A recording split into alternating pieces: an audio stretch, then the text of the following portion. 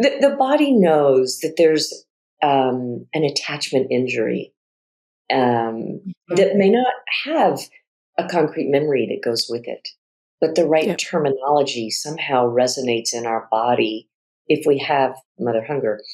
Mother hunger is a word I came up with that describes a certain quality of yearning, a Mhm. longing for a certain kind of love that we can't quite get our finger on. Um, we typically might confuse it with romantic love. We Mhm. may be searching for this kind of love from our friendships, from employers, authority figures, Yeah. and find ourselves bumping up against the same longing, the same craving again and again, and just not sure what it is. But what I have found is that it is a neurobiological craving.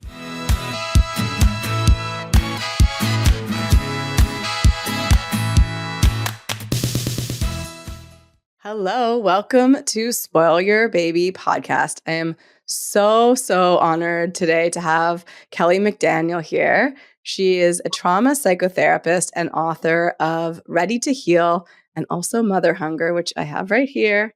And I have been devouring over the past few weeks. Our work is very complementary, and I'm so happy that you're here, Kelly. Welcome. I'm so happy to be here and really love the work you're doing, Greer. How long have you had your podcast? Thank you. I started my podcast in January. Okay. So it's Okay. pretty new. I think it's about 40 episodes. Oh, well, no, you can't be that far. Yeah, maybe. Somewhere between 30 and 40 episodes I've recorded so far. Wonderful. What's your favorite part about doing it so far? These kinds of conversations, it gives me the space Yeah. to be curious and Yeah. learn. Yes. Wonderful. Wonderful. Yeah. Yeah, it's really a privilege to have that be part of my job is to Mm. need to, I'm always curious and learning, but I get to explore what I'm interested in through the podcast too, which is really, really lovely. That is wonderful. Wonderful. Yeah. And I followed you for a very long time. And I love the work that you're doing so much. And you're helping so many women heal and look at their wounds, help them with all different relational wellness outcomes, right? So I want to start off with there's a few really huge points in your book that just really stood out to me. These are all sort of in the beginning where you're kind of introducing mother hunger. Um, Actually, maybe we should just start out asking you, what is mother hunger? What Because is it? I know what it is, but I don't know if everyone knows. Let's start with that. Let's do. That's a great place to start. Um, and interesting that when you say, I know what it is, my experience is that when I say the word mother hunger, if a woman has it, her body recognizes it right away. Yeah. There's kind of a pause. There's a moment of silence that almost feels reverent. If Yeah. someone doesn't have it, I get this quizzical kind of look like, what's that? So the body knows that there's an attachment injury Mhm. that may not have a concrete memory that goes with it, but the right Yep. terminology somehow resonates in our body if we have mother hunger. Mother hunger is a word I came up with that describes a certain quality of yearning, a Mhm. longing for a certain kind of love that we can't quite get our finger on. Um, we typically might confuse it with romantic love. We Mhm. may be searching for this kind of love from our friendships, from employers, authority figures, Yeah. and find ourselves bumping up against the same longing, the same craving again and again, and just not sure what it is. But what I have found is that it is a neurobiological craving. That's why I call it hunger. It's as important as Mhm. food for a certain quality of care that we associate with mothers, that mothers are uniquely designed to give to their babies and their children Mhm. in an optimum culture that would allow her to do that.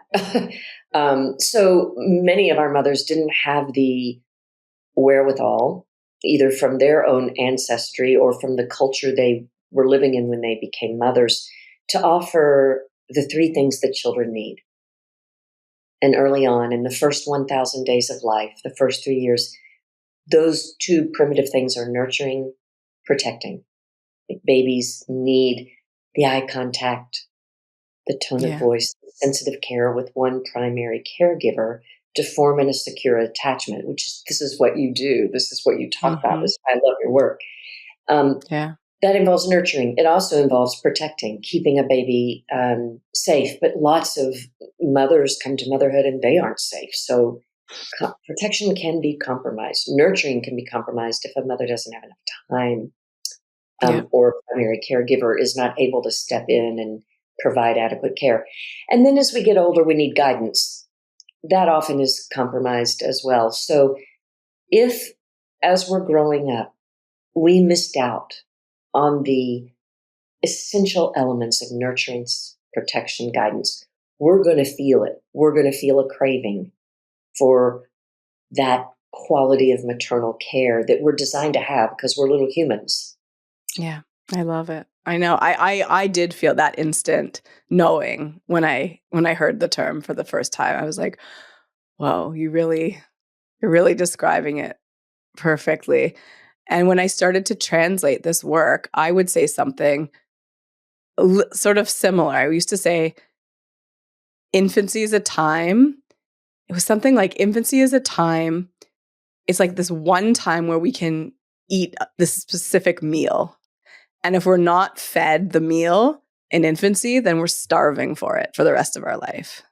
Oh, that is so well said. That is beautiful. Yeah.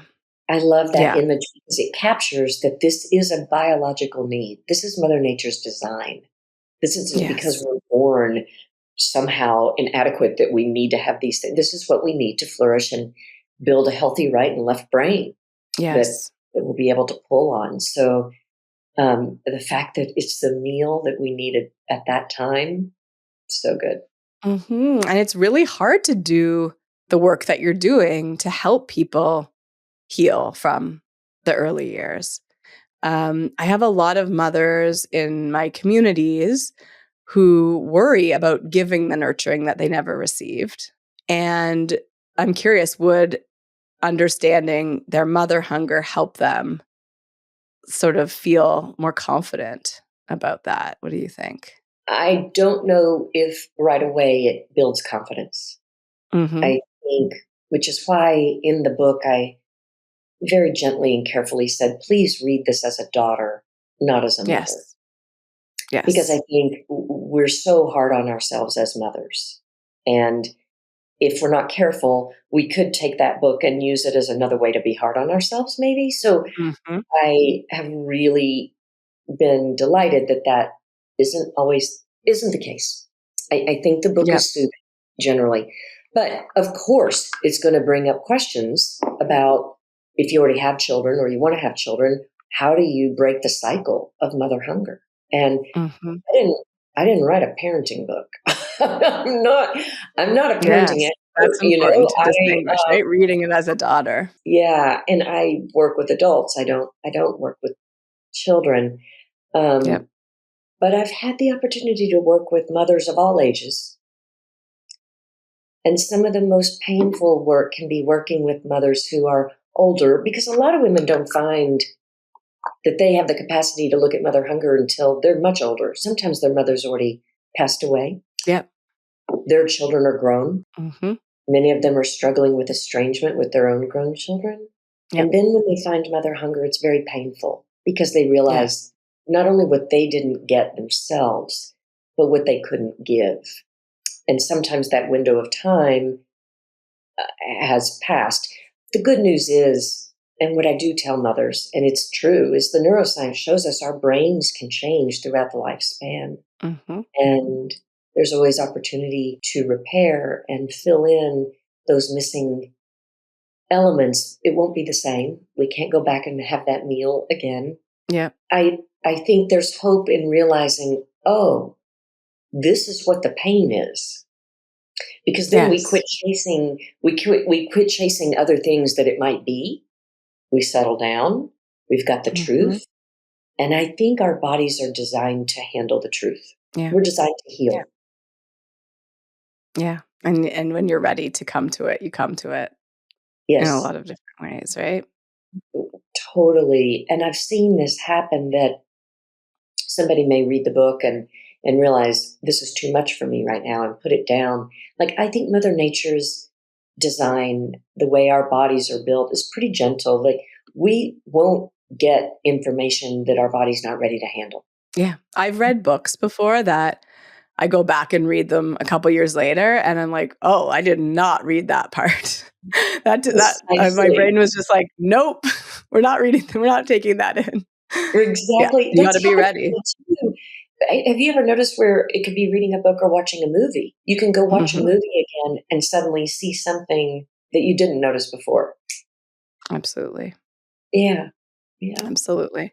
So, that's wonderful. I One thing that really stood out to me is that you mentioned that mothers can be physically present, but emotionally and psychologically absent. And this is a concept that I do often communicate to parents, right? A lot of times people are like, yeah, baby wearing, bed sharing, breastfeeding, like the baby beads of attachment parenting. And those are all wonderful and like they help. But there is something more than the physically present. And I think a lot of times when we do look at our mothering experience, we do look at the way our mother, like maybe we'll be like, oh, I was fine. Like my mom was at home with us. She was always there. Can you talk more about what does that mean to be emotionally absent or present? Definitely. I think too, when I talk about this, I was a mother before cell phones.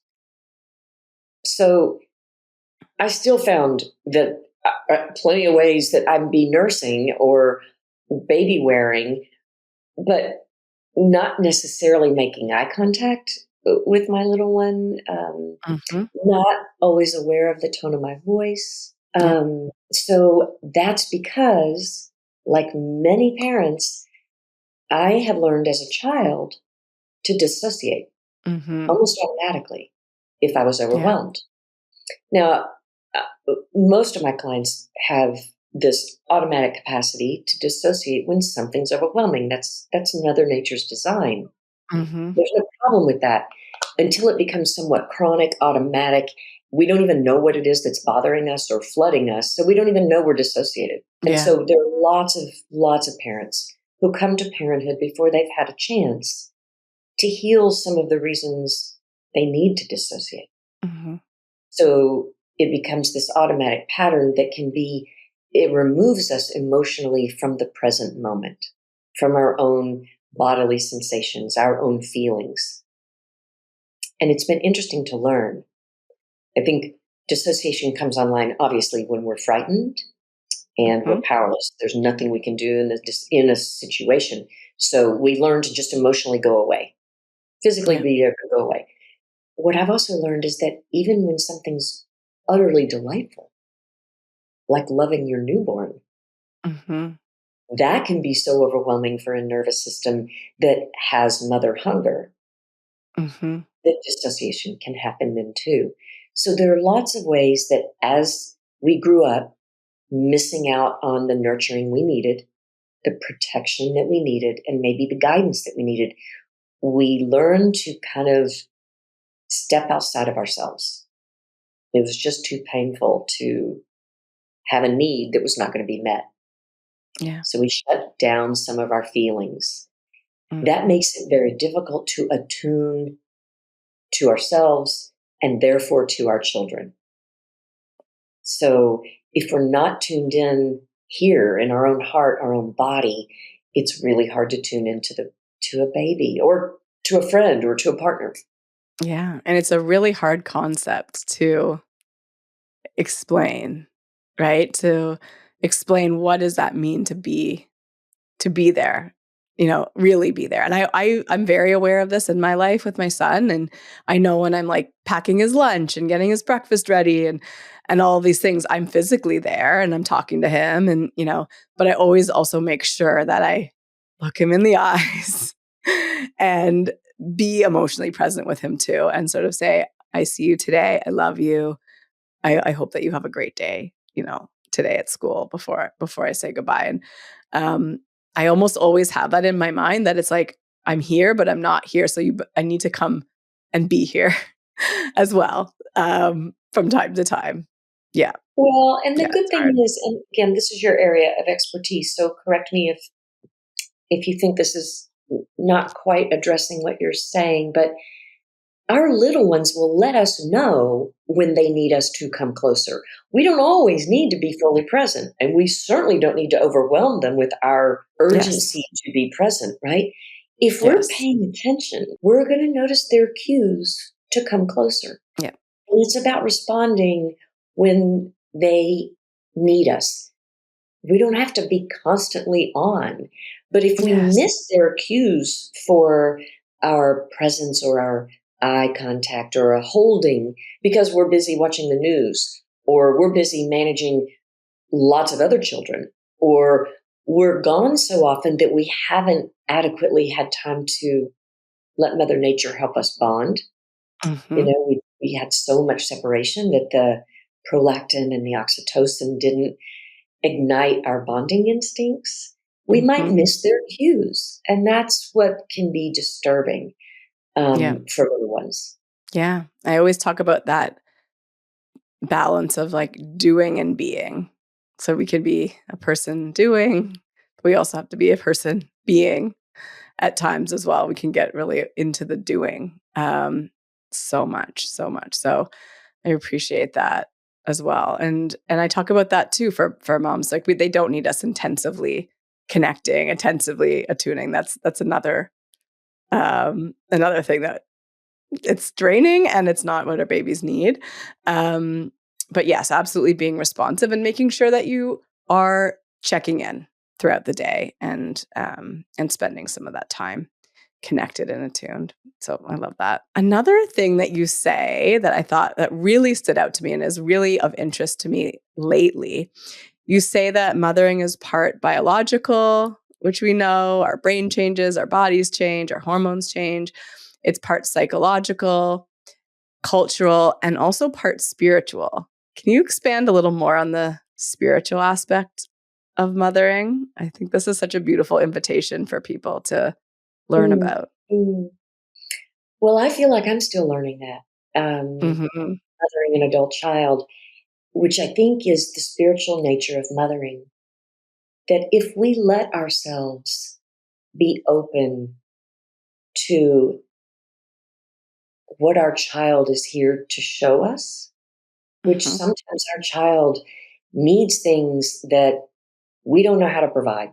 They weren't provided for us, or our child's love language is very different than our own. In loving the child we have, or the children that we have to learn what would translate to that child. Sometimes that requires us to grow a sense of our own capacity to love. And if that's not the definition of spirituality, I'm not sure what it would be.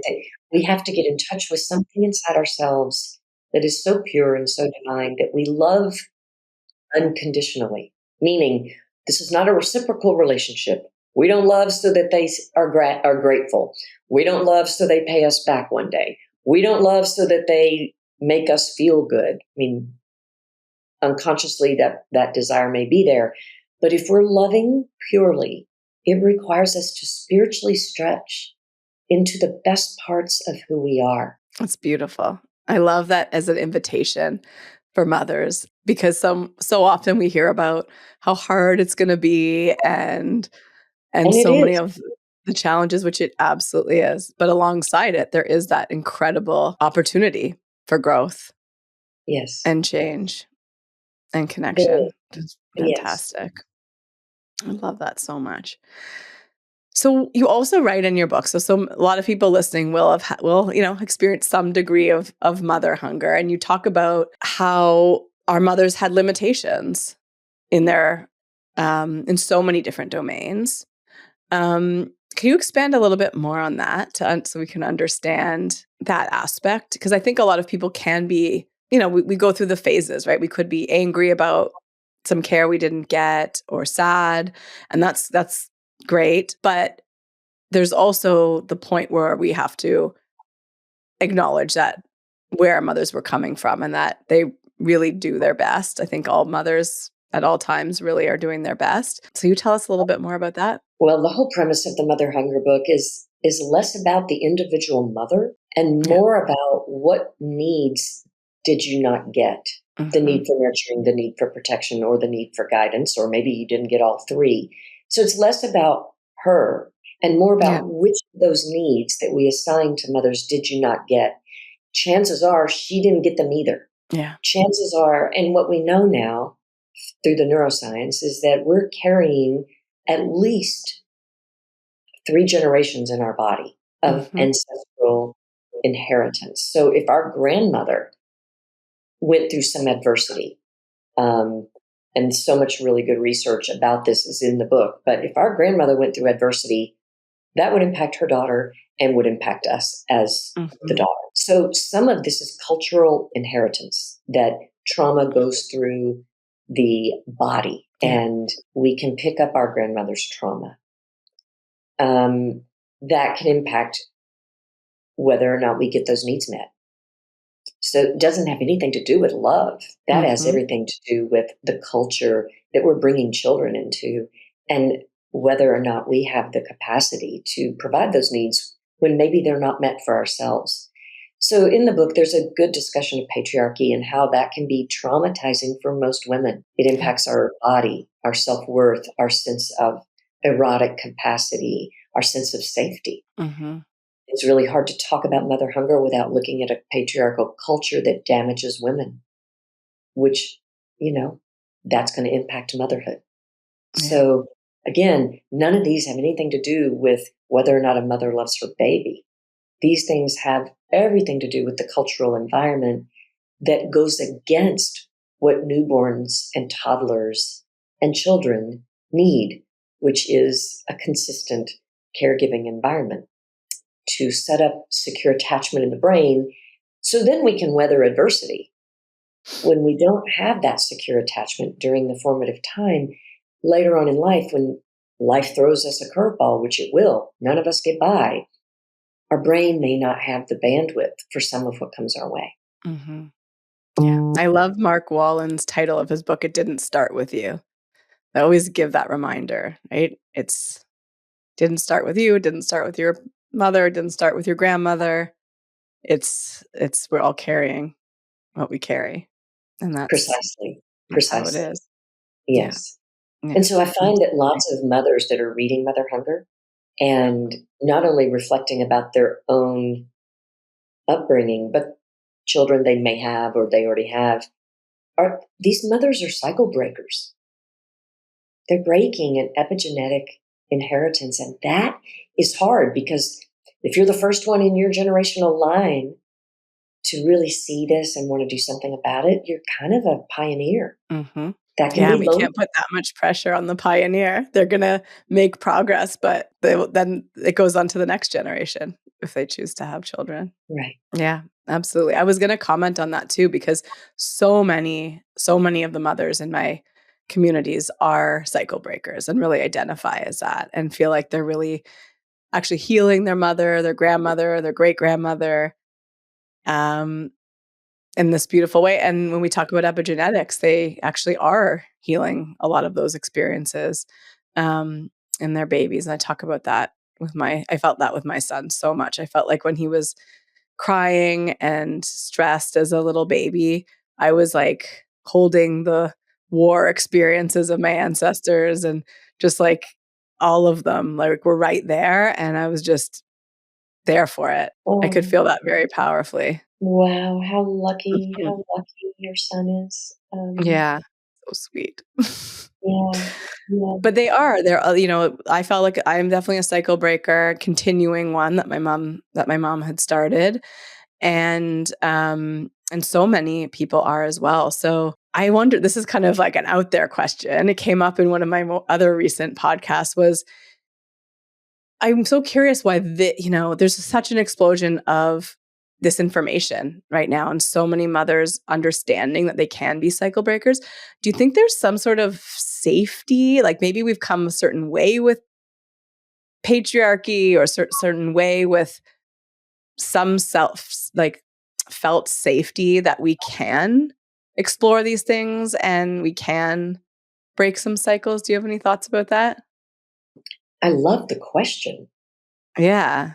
Um, and I'll think, I don't know that I have a thought right away other than kind of something kind of obvious. I'm more curious what you think about this, but I was talking with a sociologist the other day who was talking about here in America, we're young compared to places in Europe and Mhm. places who have been through hundreds of years of cycles where there have been adversity in the form of war and annihilation. And here in America, we have adversity that impacts us, that is a mix of patriarchy, racism, poverty, but we haven't had some of what Europe has had. And I wonder if we have a sense of some safety that comes from being young as a nation. Mhm. But I'm not a sociologist. I really don't feel like I have given that enough thought to give it a good answer. Have you? Yeah, no, this really just came up for me today. I was like, "Oh, I wonder." We've definitely had scientific revolution, genetic revolution, neuroscience revolution of the past 30 years that we're still in the midst of understanding all of this. So there's that part. And there is also just this really amazing, you know, focus on like reclaiming the superpowers of being a mother, and the impact of being a mother, and the healing powers of being a mother. Um, and they're kind of coming up together. So I don't know. I'm going to stay curious as well, and see what comes up. It's rewarding to see. It's rewarding to see new books coming out reclaiming the power of motherhood. And I think, again, if we look at a socioeconomic way that women were required during World War II to work outside the home, they got a taste of it. And then they Hmm. came back. And that's around the time in the 1950s when you had television shows popping up that romanticized staying at home, Yep, not carrying your baby and not nursing. Baby was that's up in a right. crib while mommy was, getting ready for dad to come home. I mean, I'm not Hmm. saying these things were perfect, but they domesticated a whole generation Yep. and made stay at home kind of a thing. But it didn't teach us how to mother our children. No, I know. So Sophie Brock's a sociologist. She shares that working mothers now spend more time with their babies than stay-at-home mothers did back then. I Yeah. think so. And I just wonder too if it's part of the fact that because in our country we have time to think about our psychology, we have Yeah. time, you know, our ancestors maybe didn't have time. They were too busy growing their own food. We can go to the grocery store, so we've got some time Mhm. to Mm. to really think about the quality of our relationships and our mental health. And so Yeah. as we explore that, I think it almost seems natural that we'd be more interested in how to help our children avoid some of the suffering that we've experienced. Yeah. Absolutely. Well, thank you so much, Kelly. I know so many people will be really interested in reading your book. Where can listeners find you if they want to know more? Well, the book is on Amazon, and Great. that's the best way to find it. And the feedback I get, which is fascinating, is that people really like the audiobook. Some people use it to go to sleep. Some people listen to it while they're nursing. I think for women who grew up in abusive households, the neuroscience has shown me that it makes it very difficult to read the Mother Hunger book because you hear the voice of your own mother or your own voice. Oh, But if you wow. can listen to it, it the material will go in. So I have a chapter called Third Degree Mother Hunger. It's for adult daughters who grew up with developmental trauma, which is its own category of mother hunger. So I had to create a separate name for it.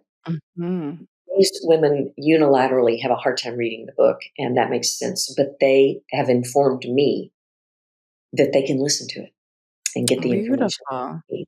So Yeah, that's a really say good that tip. if anyone in your sphere is dealing with their own early attachment injuries being beyond the spectrum of mother hunger into a category that gets diagnosed as disordered mood problems and things of that nature. Mhm.